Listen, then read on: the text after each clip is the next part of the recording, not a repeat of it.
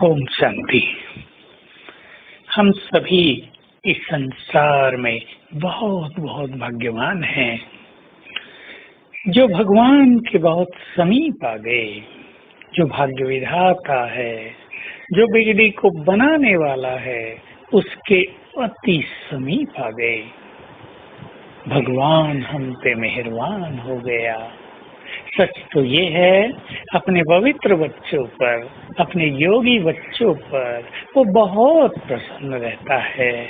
ये आत्माएं तो मानो उसके दिल तख्त पर निवास करती हैं, अर्थात भगवान उन्हें बहुत प्यार करता है, सच्चे दिल से चाहता है।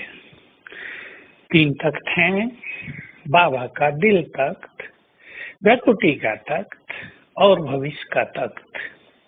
तीनों में सर्वश्रेष्ठ है भगवान का दिल तख्त। कोई ये न सोचे कि भगवान को तो दिल है नहीं।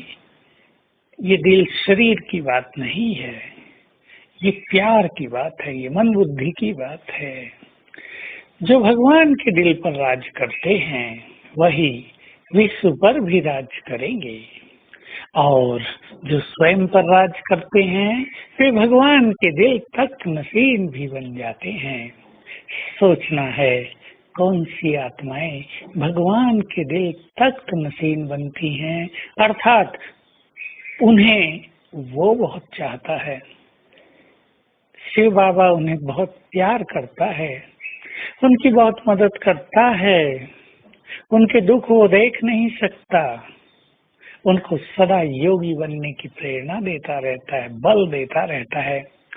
ऐसी वे आत्माएं होंगी, पहला, जो बहुत पवित्र हों, जिन्होंने कर्मेंद्रियों को जीत लिया हो, क्योंकि भगवान को पवित्र आत्माओं की जरूरत है इस प्रकृति को पावन बनाने के लिए और इस सृष्टि पर सुख शांति का साम्राज्य स्थापित करने के लिए।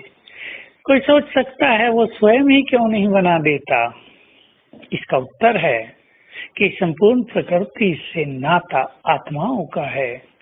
प्रकृति मनुष्यों की पालना के लिए है और मनुष्यों की स्थिति का प्रभाव संपूर्ण रूप से प्रकृति पर पड़ता है। हमें बाबा से ही पवित्रता के वाइब्रेशंस लेकर सारी प्रकृति को फैलाने हैं, देने हैं। तो इनडायरेक्टली ये बाबा ही करता है, लेकिन उसको हमारी जरूरत है ये वाइब्रेशंस फैलाने के लिए, क्योंकि प्रकृति से वो परे है। इसलिए प्रकृति डायरेक्ट उसके वाइब्रेशंस को तो रिसीव नहीं करेगी। फिर राज भी हमें लेना है तो स्थापित भी हमें ही करना है, मेहनत भी हमें करनी है। तो एक बहुत पवित्र आत्माएं उसके दिल तख्त नसीन है। दूसरे, जो उसकी कही हुई मुख्य धारणाओं को जीवन में साकार करते हैं। पहली, बहुत सुख देना सबको। दूसरी, सत्यता पर चलना। तीसरी, संपूर्ण निरहंकारी बनना, सरल चित्त बनना, यज्ञ में बहुत ही सुखदायी स्वरूप रख कर रहना।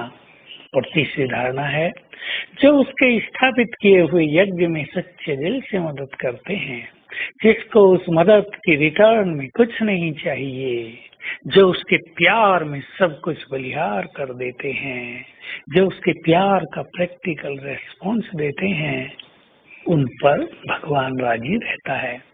और चौथा, जो उसके आज्ञाकारी हैं। सचमुच आज्ञाकारी आत्माएं कितनी प्रिय होती हैं। एक बाप के माँ के आज्ञाकारी बच्चे उन्हें कितने प्रिय लगते हैं। हम भी बाबा के दिल तख्त नसीन बन जाएं, इन सभी बातों पे ध्यान दें, उसकी मुरली पर भी ध्यान दें, उसके ज्ञान पर भी ध्यान दें, जो उसने सब बातें कही अमृत वेले की उस पर भी ध्यान दें। तो हम बाबा के दिल तख्त नसीन बनकर रहेंगे और ये हमारा सबसे बड़ा भाग्य होगा। और ऐसी आत्माएं ही विजय माला के मोती बन जाएंगी और उन्हें अनुभव होगा कि विनाश काल में बाबा उनके सिर पर छत्र छाया के रूप में सदा स्थित है, अर्थात वे सुरक्षित हैं। तो आज सारा दिन हम यही अभ्यास करेंगे कि मैं भगवान के दिल तख्त पर हूँ, स्वराज्य अधिकारी हूँ। स्वयं को ब्रह्मकुटी सिंहासन पर विराजमान देखेंगे। मैं मालिक हूँ, तेजस्वी हूँ, बाबा को बहुत प्रिय हूँ और बाबा भी मुझे बहुत प्रिय है। ओम शांति।